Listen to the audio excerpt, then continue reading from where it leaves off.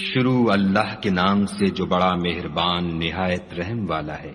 ناپ اور تول میں کمی کرنے والوں کے لیے خرابی ہے، جو لوگوں سے ناپ کر لیں تو پورا لیں، اور جب ان کو ناپ کر یا تول کر دیں تو کم دیں۔ کیا یہ لوگ نہیں جانتے کہ اٹھائے بھی جائیں گے، یعنی ایک بڑے سخت دن میں، جس دن تمام لوگ رب العالمین کے سامنے کھڑے ہوں گے۔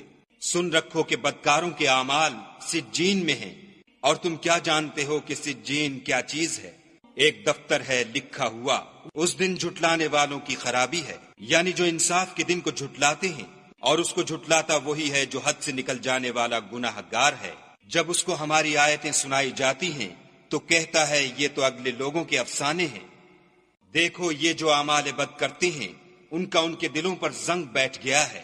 بے شک یہ لوگ اس روز اپنے پروردگار کے دیدار سے اوٹ میں ہوں گے، پھر دوزخ میں جا داخل ہوں گے۔ پھر ان سے کہا جائے گا یہ وہی چیز ہے جس کو تم جھٹلاتے تھے۔ یہ بھی سن رکھو کہ نیکوکاروں کے اعمال علیین میں ہیں، اور تم کو کیا معلوم کہ علیین کیا چیز ہے؟ ایک دفتر ہے لکھا ہوا جس کے پاس مقرب فرشتے حاضر رہتے ہیں۔ بے شک نیک لوگ چین میں ہوں گے، تختوں پر بیٹھے ہوئے نظارے کریں گے۔ تم ان کے چہروں ہی سے راحت کی تازگی معلوم کر لوگے۔ ان کو شراب خالص سر بمہر پلائی جائے گی، جس کی مہر مشک کی ہوگی، تو نعمتوں کے شائقین کو چاہیے کہ اسی سے رغبت کریں، اور اس میں تسنیم کے پانی کی آمیزش ہوگی۔ وہ ایک چشمہ ہے جس میں سے خدا کے مقرب پئیں گے۔